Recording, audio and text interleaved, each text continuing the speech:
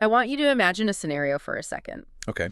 You are sitting in a room. Maybe it's a family gathering during the holidays, or, maybe it's a high-stakes strategy meeting at work. Right, something stressful. Yeah, exactly. And the emotional volume in that room is just turned all the way up to an 11. Like, you can literally feel the anxiety radiating off the person to your left. Oh, wow, yeah. You can sense the unspoken, just bitter frustration simmering from the person across the table.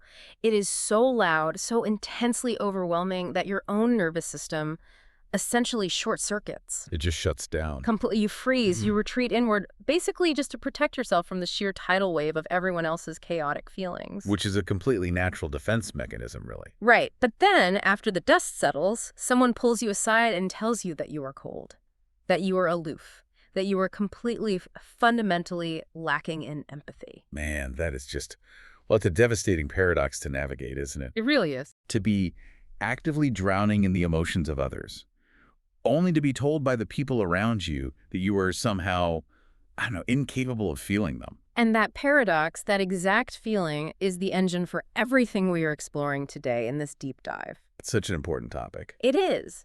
We are looking at the lived experience of an author who spent decades navigating this exact gaslighting.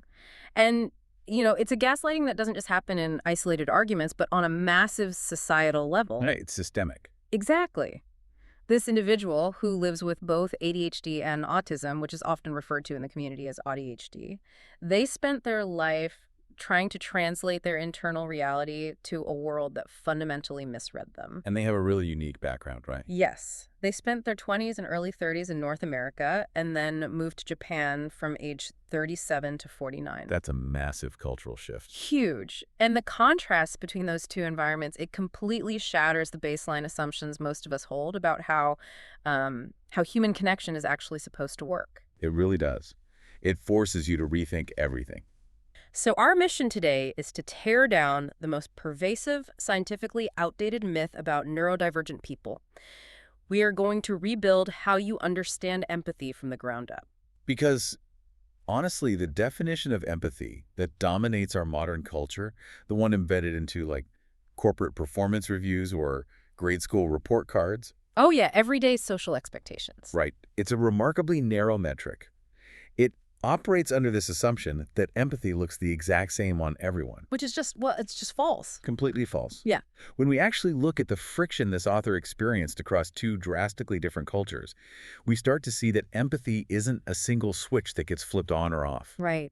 It's an entire spectrum of cognitive and physiological responses. So let's start with that geographical shift, because this is where the author's story really grabbed me. It's a fascinating comparison. It really is. They note that during their time in North America, so roughly ages 20 to 36, they experience a baseline level of friction, but significantly less of what they describe as a daily struggle to live. Okay, so it was manageable. Manageable, yeah. But then they relocate to Japan for the next 12 years of their life. And suddenly, the struggle magnifies intensely. It becomes totally debilitating. Wow. Now, we know their brain didn't suddenly undergo a structural mutation on the flight over, right? Their neurodivergent traits were exactly the same. Of course. So what forces the dial-up so dramatically? What changed? Well, the escalation comes directly from the cultural environment and its specific systemic demands. This perfectly illustrates a core tenet of modern disability theory, which is the social model of disability. Right, the idea that the environment plays a massive role. Exactly. The internal neurological difference isn't the primary source of the struggle.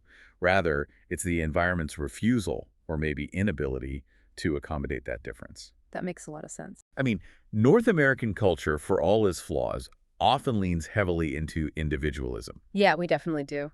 There is slightly more cultural breathing room to be perceived as quirky or eccentric, or just direct to your communication style. You can kind of get away with being a bit of an oddball.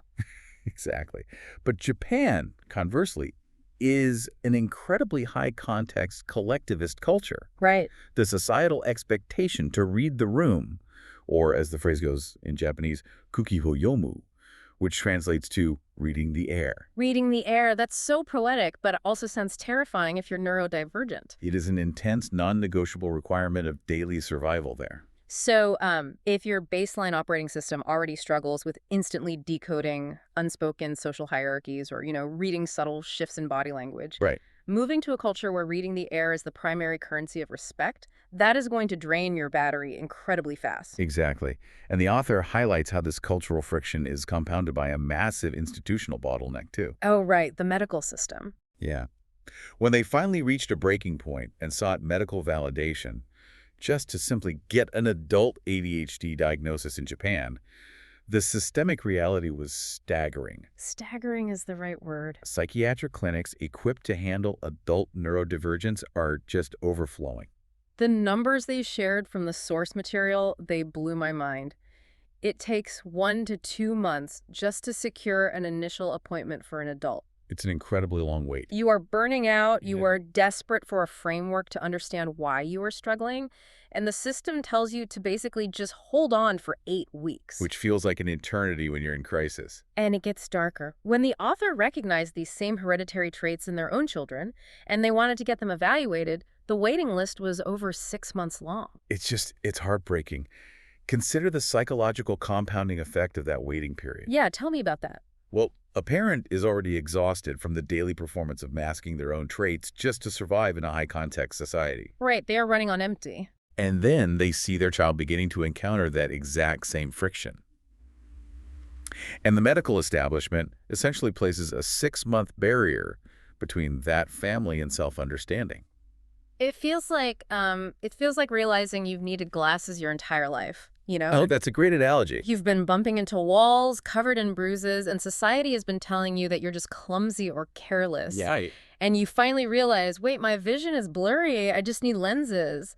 But the optometrist is booked until next year. exactly. Meanwhile, you still have to go to work, you still have to navigate the world, and everyone is still blaming you for bumping into the furniture. That's exactly what it feels like. So how does sitting in that limbo for half a year actually change a person's self-perception? Well, it forces the internalization of blame. When there is no available medical or structural framework to explain the friction you are experiencing, human nature and societal pressure, they default to moral failing. Oh, wow. So you think you're just a bad person? Right. In the absence of a diagnosis or systemic support, you aren't perceived as someone with a differing neurology. You are labeled as difficult or lazy or, most destructively, unempathetic. The waiting room acts as an amplifier for shame. Exactly. The society isn't just delaying care, it's extending the period where you believe you are fundamentally broken. Which brings us to the biggest, most damaging accusation of all. The ultimate bumping into the furniture scenario for neurodivergent people. The empathy myth. Yes, the myth that individuals with autism and ADHD lack empathy. Now, I know a lot of our listeners who follow psychology and neurodiversity are already aware that this is a stereotype, but the source material goes so far beyond just saying it's a myth. It really does. Yeah. The persistence of this stereotype is, well, it's rooted in the history of clinical observation. Right, the way it was originally studied. Exactly, which Yeah. was almost entirely developed by neurotypical doctors observing autistic distress from the outside. From the outside looking in. Yes. They looked at the external presentation, the flattened affect, the avoidance of eye contact, the physical withdrawal during a crisis, and they diagnosed it as a void. They saw no outward emotion and assumed there was no inward emotion. Precisely. But the author pulls in insights from a deeply embedded source to shatter this.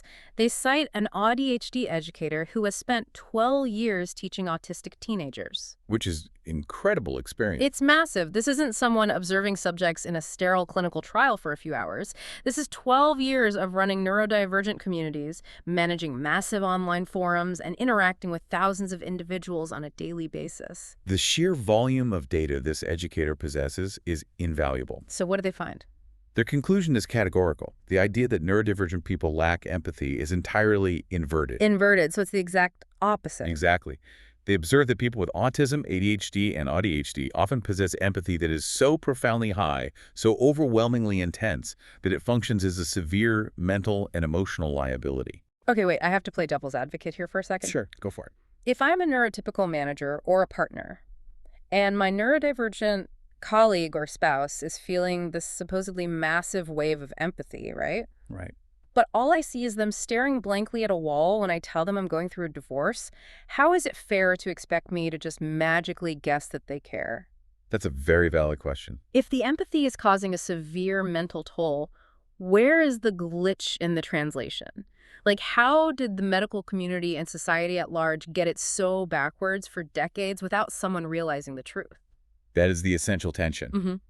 And to answer it, we have to stop treating empathy as a monolith. What do you mean by monolith? Well, the glitch in translation occurs because society views empathy as a single uniform trait. Like you either have it or you don't. Yeah. And society has decided that having it looks a very specific way. Right, the nodding, the eye contact. Yes. But the source material deconstructs empathy into 4 distinct pillars. And once you separate them, the behavior of your hypothetical colleague staring at the wall makes complete logical sense. Okay, let's build that framework.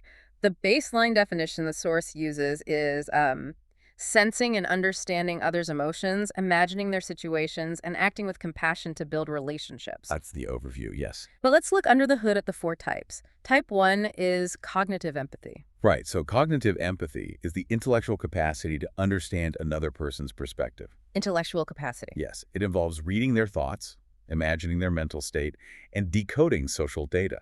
It is the ability to look at a slightly furrowed brow, synthesize it with the context of a stressful meeting, and deduce the unspoken frustration. It's the Sherlock Holmes version of connection. That's a great way to put it. Like you're gathering clues, running the algorithm, and producing a social output. Precisely. It is an act of data processing.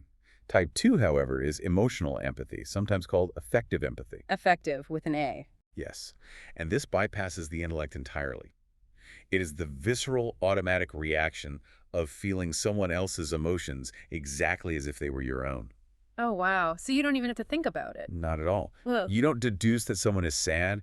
You simply absorb the ambient sadness in the room, and your own emotional state plummets. So cognitive is reading the room's data, and emotional is catching the feeling like a virus. Yes, very contagious. Okay, so what is type 3? Type 3 is compassionate empathy. This is the action-oriented pillar. Action-oriented. Yeah, it occurs when you understand the emotion, whether through cognitive deduction or emotional absorption, and you feel an overwhelming drive to take action to support the person. So you want to fix it. Exactly.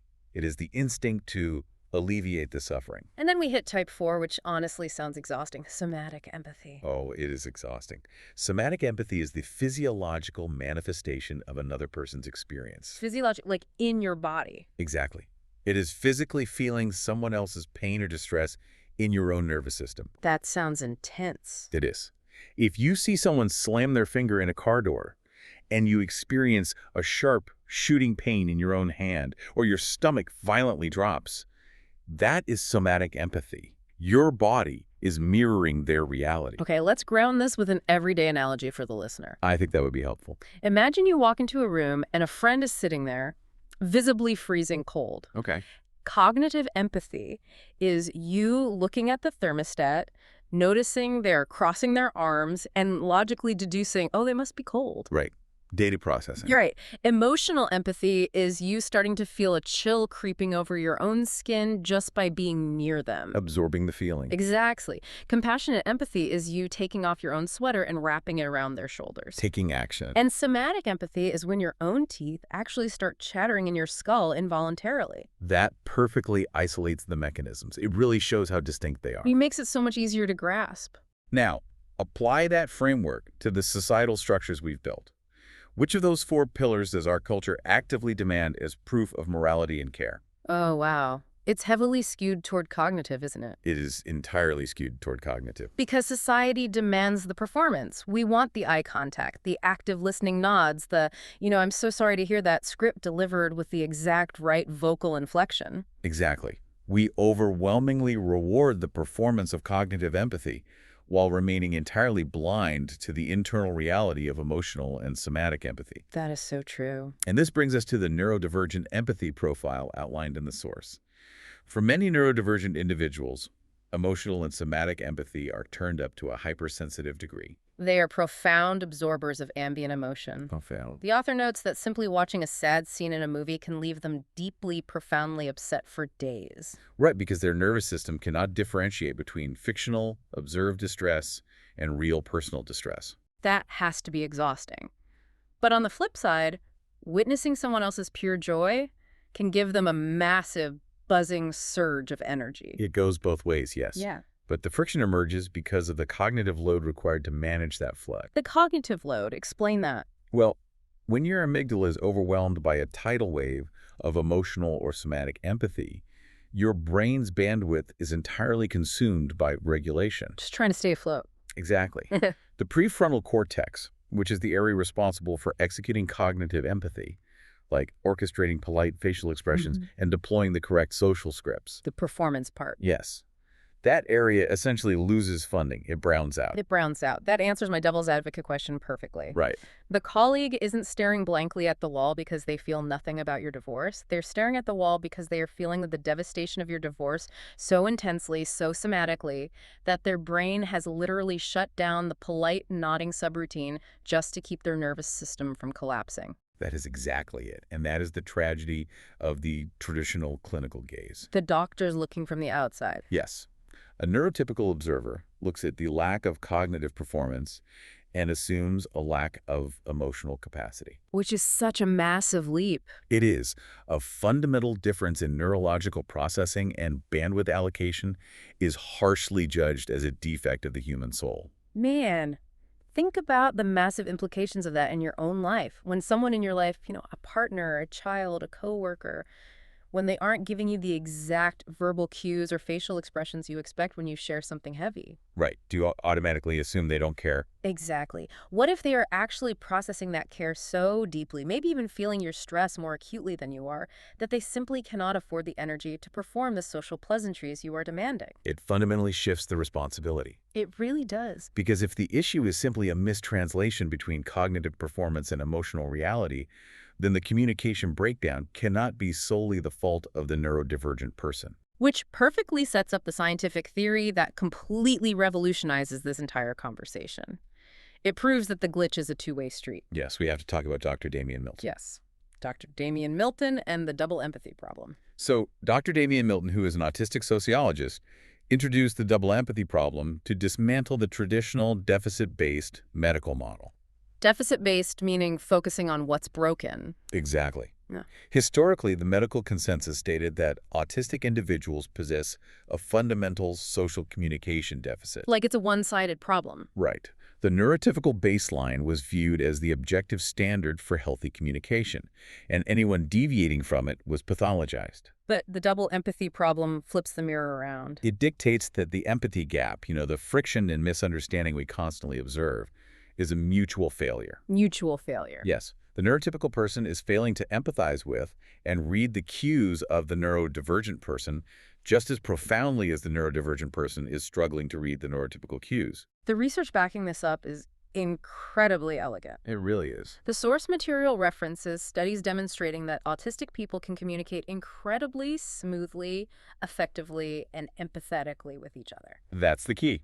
With each other. Right.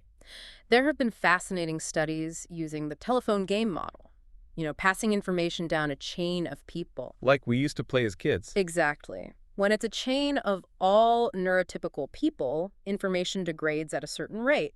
But when it's a chain of all autistic people, the information transfer is just as effective, sometimes even more precise. Which is mind-blowing if you believe the old medical model. Totally. The breakdown, the massive loss of information, only occurs in mixed chains of neurotypical and neurodivergent people. And that specific data point shatters the pathology model. Because it proves they can communicate. Exactly. If an individual communicates perfectly well within their own neurotype, it is scientifically inaccurate to label them as having a core communication deficit. You cannot be inherently broken at communication if you thrive in the right peer group. Right.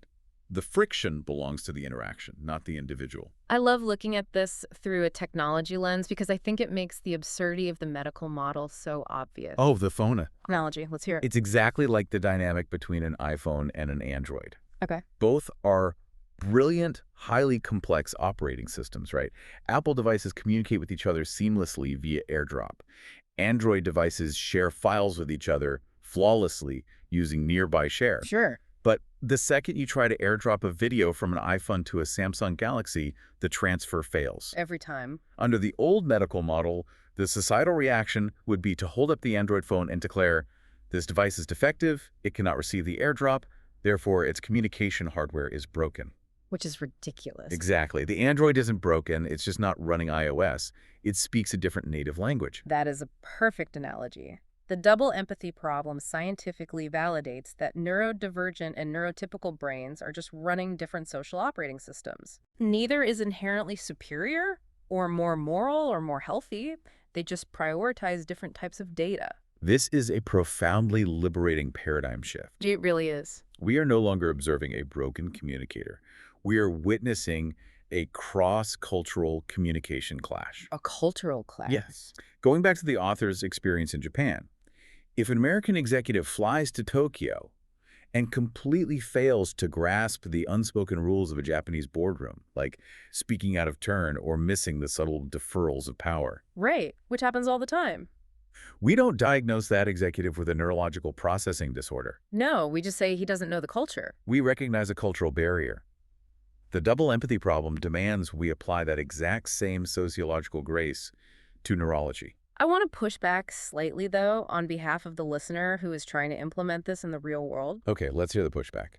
If it's a mutual communication clash and both sides are essentially speaking different languages, isn't it true that one language is spoken by like 80% of the population? Yes, the majority. Doesn't practicality dictate that the minority has to learn the majority's language just to keep society functioning? Well, that has been the historical demand, yes. Right. And the result of that demand is the devastating burnout, the overflowing psychiatric clinics, and the severe mental health crisis within the neurodivergent community that the author highlighted at the beginning. Oh, wow. Because they are the only ones adapting. Exactly. The minority has always carried 100% of the translation burden. They are forced to mask, to manually emulate the iOS system, expending massive amounts of cognitive energy just to survive. Which leads to the brownouts we talked about. Yes.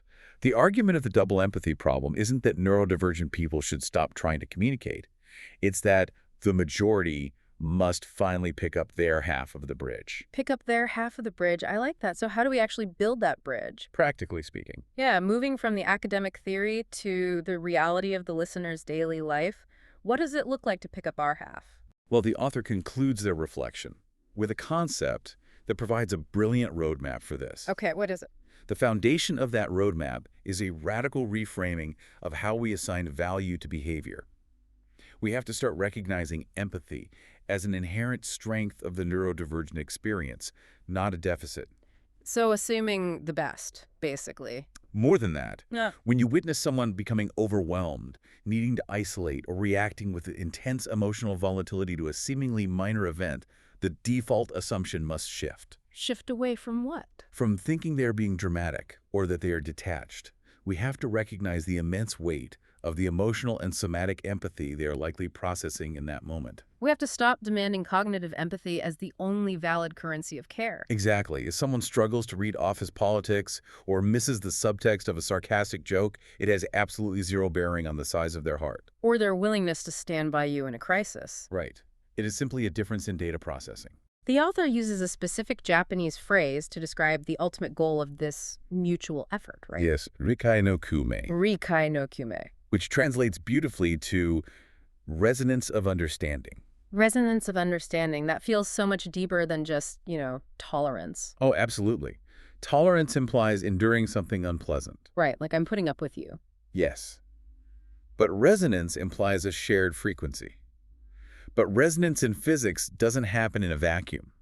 What do you mean? Well, if you pluck a string on a guitar, an adjacent string will only resonate if it is tuned to the corresponding frequency. Oh, that makes sense. Neurotypical society has, for a long time, refused to tune its instruments to catch the frequencies of neurodivergent expression.